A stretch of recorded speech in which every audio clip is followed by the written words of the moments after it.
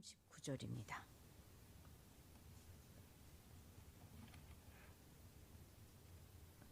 (26절로) (39절까지) 한 절씩 교독합니다. 26절 제가 먼저 읽겠습니다. 우리가 진리를 아는 지식을 받은 후 짐짓 죄를 범한즉 다시 속지 않은 제사가 없고 오직 무서운 마음으로 심판을 기다리는 것과 대적하는 자를 태울 맹렬한 불만 있으리라. 모세의 법을 폐한 자도 두세 증인으로 말미암아 불쌍히 여김을 받지 못하고 죽었거늘 하물며 하나님의 아들을 짓밟고 자기를 거룩하게 한 언약의 피를 부정한 것으로 여기고 은혜의 성령을 욕되게 하는 자가 당연히 받을 형벌은 얼마나 더 무섭겠느냐. 너희는 생각하라. 원수 갚는 것이 내게 있으니 내가 갚으리라 하시고 또다시 주께서 그의 백성을 심판하리라 말씀하신 것을 우리가 아노니 살아계신 하나님의 손에 빠져 들어가는 것이 무서울진저 전날에 너희가 빚을 받은 후에 고난의 큰 싸움을 견디어낸 것을 생각하라. 혹은 빈방과 환난으로서 사람에게 구경거리가 되고 혹은 이런 형편에 있는 자들과 사귀는 자가 되었으니 너희가 같은 것을 동정하고 너희의 소유를 빼앗기는 것도 기쁘게 당한 것은 더 낫고 영원한 소유가 있는 줄 알미라. 그러므로 너희 담대함을 버리지 말라. 이것이 큰 상을 얻게 하느니라. 너희에게 인내가 필요함은 너희가 하나님의 뜻을 행한 후에 약속한 것을 받기 위함이라. 잠시 후면 오실 이가 오시리니 지체하지 아니하시리라. 나의 의인은 믿음으로 말미암아 살리라. 또한 뒤로 물러가면 내 마음이 그를 기뻐하지 아니하리라 하셨느니라. 우리는 뒤로 물러가 멸망할 자가 아니요 오직 영혼을 구원함에 이르는 믿음을 가진 자니라. 아멘. 히브리서 독자들에게는 두 가지 큰 문제가 있었습니다. 하나는 예수를 믿음으로 새 언약 백성은 되었지만 여전히 그들 가운데 존재하고 있는 죄의 실제와 그로 인한 양심의 문제로 인해서 독자 중에 일부가 제사를 통해서 사함을 받는 옛 언약 방식으로 회개하라 하는 가르침에 동조하고 있는 그런 사실입니다. 또 하나는 예수를 믿음으로 해서 새 언약을 중시하고 있는 그 유대주의자로부터 박해를 받고 있다는 그것입니다. 그래서 불순종으로 그리고 배도의 상황으로 그것이 이어지고 있었던 것입니다. 오늘 본문은 이 두 상황에 대한 경고와 권면, 격려 이런 것들을 내포하고 있습니다. 가장 먼저 배도는 무서운 심판을 부른다라고 경고합니다.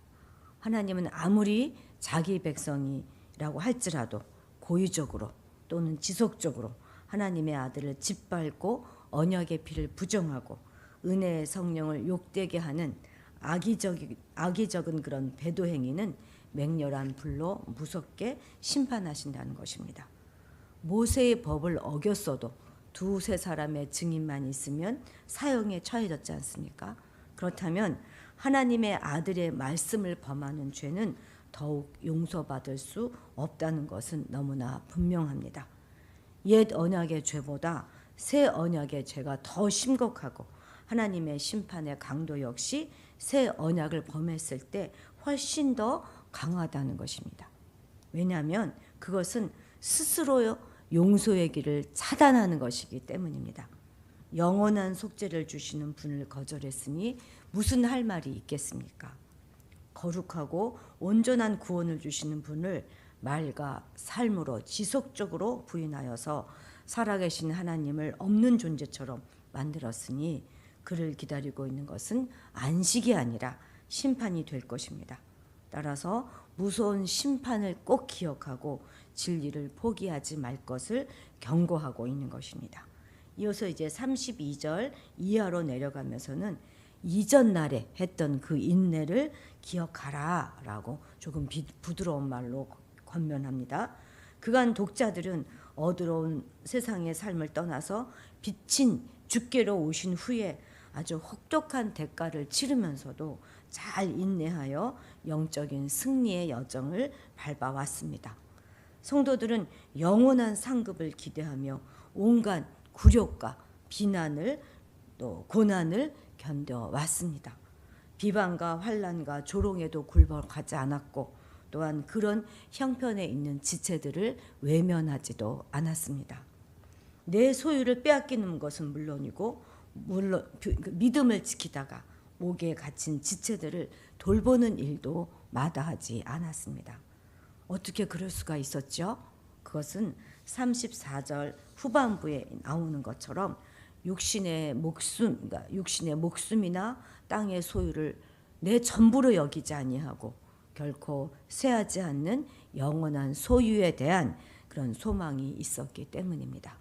내일에 대한 소망이 오늘의 믿음을 불러 인내로 나아갈 수 있도록 도운 것입니다. 마지막으로 이제 그 인내가 생명으로 인도할 것이다 라고 격려합니다. 그래서 마지막까지 담대함을 가지고 승리할 것을 당부하고 있는 것이지요. 싸움은 아직 끝나지 않았다는 것입니다. 내일 몫의 싸움은 또 우리가 싸워나가야 합니다. 또 견뎌야 하는 것입니다. 대적들은 결코 먼저 포기하는 법이 없습니다. 그러니 이겼다고 자만해서는 안 될 뿐만 아니라 낙심하거나 포기해서도 안 된다는 것이죠. 우리에겐 담대히 하나님께 나아갈 수 있는 특권이 있기 때문에 소망을 확신하고 인내하면서 약속하신 그것을 받는 그날까지 하나님의 뜻을 중단하지 않고 행해야 하는 것입니다. 곧 오실 것이니 조금만 더 참고 인내하며 뒤로 물러서거나 타협하지 맙시다. 믿음으로 영원한 구원, 안식에 참여해야 할 것입니다. 우리 26절 다 같이 함께 읽겠습니다. 우리가 진리를 아는 지식을 받은 후 짐짓 죄를 범한 즉 다시 속지 않은 제사가 없고 아멘. 모든 것을 알면서 하나님을 대적하고 그리스도의 은혜를 부정하는 자에 대해서 히브리서 기자는 아주 엄청난 사실을 단언하고 있습니다. 즉 그를 위해서는 속지 않은 제사가 결코 없다는 것입니다. 왜 그렇습니까? 그리스도는 인류의 죄를 용서하기 위한 하나님께서 허락하신 최후의 그리고 최대의 수단이었습니다. 따라서 이러한 그리스도를 알면서도 거부하는 자에게 또다시 용서의 길이 있다는 것이 오히려 모순인 것입니다. 그렇게 그리스도를 거부한 자에게 남은 것이 무엇입니까? 그것은 27절인데 그걸 한번 같이 읽읍시다. 오직 무서운 마음으로 심판을 기다리는 것과 대적하는 자를 태울 맹렬한 불만 있으리라. 아멘.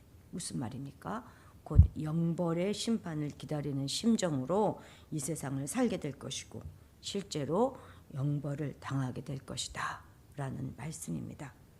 하나님을 알면서도 부정하고 짓밟는 자는 그 어떠한 경우에도 용서의 기회가 있을 수 없고 오직 영원한 불의 형벌만 있을 뿐입니다.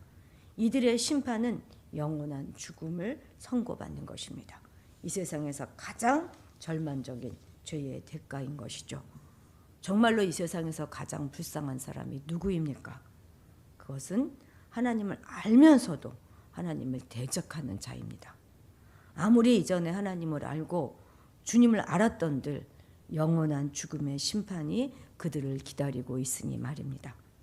아예 주님을 몰랐던 자들의 영벌의 심판은 당연한 것이니까 그것은 말할 필요도 없고요. 이전에 하나님의 백성으로 살았던 자들이 당장의 부와 명예와 권력으로 인해서 혹은 낙심으로 인해서 하나님을 떠나 있다면 그들만큼 불쌍한 자가 어디 있겠습니까? 길어야 20-30년 가지고 있다가 빼앗길 것들을 붙잡느냐고 주님을 놓쳤다니 이 얼마나 안타까운 일이겠습니까? 정말로 세상에서 가장 불쌍한 자들은 하나님을 알면서도 알았으면서도 부정하는 자들입니다. 그저 그들은 어리석기 짝이 없는 자들이고 미래를 생각하지 않는 정말 대책 없는 자들일 뿐입니다.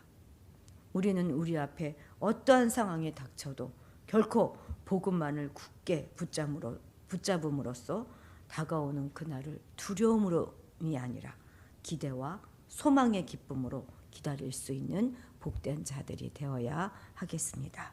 38절 같이 읽겠습니다. 나의 의인은 믿음으로 말미암아 살리라. 또한 뒤로 물러가면 내 마음이 길을 기뻐하지 아니하리라 하셨느니라. 아멘. 여기서 말하는 그 의인은 믿음으로 말미암아 살리라, 이 말씀은 구약 여러 곳에서 하박국서에서 욥기에서 다니엘서에서 그리고 또 신약에 와서는 로마서에서 사도 바울이 인용했다는 여러 곳에 인용되어 있는 말씀이지만 그 다른 곳에서와는 달리 이곳에서는 다른 곳에서는 주로 믿음으로 구원받는다, 이 말씀을 위해서 이 말이 인용되었다면 지금 이곳 히브리서에서는 그것과는 달리 믿음에 근거한 행동에 초점을 두고 있는 것입니다. 왜냐하면 바로 그 의인은 믿음으로 말미암아 살리라, 그 뒤에 따라오는 뒤로 물러가면 내 마음이 그를 기뻐하지 아니하리라 하는 말씀이 지금 따라오고 있기 때문입니다. 하나님을 단지 믿을 뿐만 아니라 그 믿음을 행동으로 보여 앞으로 나아가는 자를 하나님이 기뻐하신다는 것입니다. 왜 하나님은 당시 성도의 고백으로 만족하지 않으시고 그 믿음을 행동으로 보이는 것을 더 기뻐하실까요? 그것은 믿음이란 단순한 관념이 아니라 삶이고 그렇기 때문에 행동으로 나타날 수밖에 없기 때문입니다. 행동이 따르지 않는 믿음은 죽은 믿음이고 죽었다는 것은 믿음이 아니라는 말과 동일한 것입니다. 1920년경 블로딘이라고 하는 유명한 고개사 이야기, 많이 알려진 이야기이지만 다시 한번 이 아침에 기억해 봅시다. 그는 어느 날 나이아가라 폭포 양쪽에 세 줄을 탁 연결해 놓고 자전거로 건너는 묘기를 보이기로 하였습니다. 그것을 보기 위해서 수많은 군중들이 모여들었어요. 그리고 블론디는 약속한 그대로 자전거를 타고 무사히 외줄을 건넜습니다. 그리고 블론디는 자신을 향하여서 막 환호하면서 박수를 치고 막 우레와 같은 박수를 보내고 있는 관중들을 향해서 이번에는 내가 뒤로 건너보겠습니다. 여러분, 제가 이번에도 성공할 것을 믿습니까? 라고 물었습니다. 그러자 사람들은 큰 소리로 환호하면서 당신을 믿습니다. 당신은 100% 그렇게 해낼 것입니다. 라고 이렇게 환호하였습니다. 그러자 블론디는 그렇다면 여러분들 가운데 있는 7살 미만의 어린이들을 내게 올려보내 주십시오.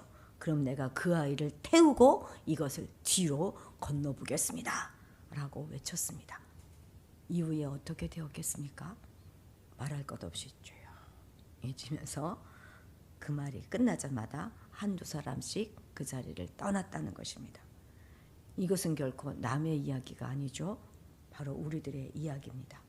우리는 평소 안전하고 평안할 때는 하나님을 믿노라 곧잘 입술로 고백합니다만 정말 위험한 상황에 처하게 되면 이 고백은 온데간데 없고 오히려 막 뒤로 물러나면서 허둥지둥대기가 일수이지 않습니까?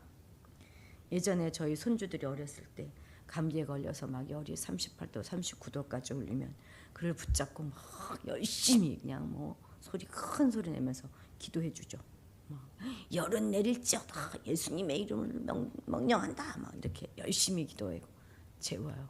재우면서 약을 잘 조절해가지고 침대 옆에 이렇게 놔두고 잡니다. 왜요? 새벽에 열이 오르면 얼른 갔다가 먹여야 되니까.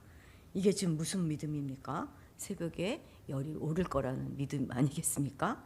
참 이렇게 종종 우리는 믿음과 행실이 따로 국밥인 때가 참 많습니다.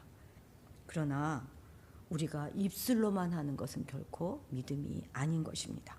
우리는 우리의 믿음을 반드시 행동으로 보여내야 하는 것입니다. 이것이야말로 하나님께서 우리에게 요구하시는 중요한 상황인 것입니다. 우리가 어제 말씀을 들었던 것처럼 포괄적 차별금지법이 우리 믿음과 위배되는, 그리고 다음 세대를 병들게 하는 악법이라는 것을 이제 알았다면 거기에 맞는 행동을 해야 하는 것입니다. 하지 않으면 모르는 사람과 똑같은 거죠. 믿음과 행함은 결코 분리될 수 없습니다. 우리는 행위가 아닌 믿음으로 구원받는다고 하는 그 교리에 도취되어서 입술로만 고백하고 있을 것이 아니라 그 믿음을 행동으로 반드시 옮겨야 할 것입니다. 그래서 골리앗과 같은 그런 거대한 위험과 시련이 닥쳐왔을 때 다윗처럼 용기 있게 나아감으로 해서 승리하고 그 믿음이 진정 살아있는 믿음임을 증명해 보여야 할 것입니다. 오늘의 숙제입니다. 나의 행동은 정말 나의 믿음의 결론입니까? 보다 깊이 있게 점검해 보시는 하루가 되시기를 바랍니다. 기도하시겠습니다. 우리같이 미련한 자들에게 성령님 함께 하셔서 영의 눈을 뜨게 하시고 하나님을 아는 고정한 지식을 가지고 살아가게 하시니 감사합니다. 지금까지 믿음을 잘 지켜왔으니 흔들리지 말고 뒤로 물러나지도 말고 믿음으로 나아갈 수 있도록 도와주시옵소서. 고난 중에도 인내하면서 더욱 타인에게 선을 베풀면서 오직 다시 오실 주님을 고대하며 마지막 힘을 낼 수 있도록 격려하여 주시옵소서. 어떠한 경우에도 주님은 우리를 버리지 않으실 것이라는 소망과 믿음으로 하루하루를 살아가게 하옵소서. 우리의 믿음을 행함으로 증명해 내보이는 오늘 하루가 되기를 간절히 원합니다. 감사드리며 예수님의 이름으로 기도드렸습니다. 아멘.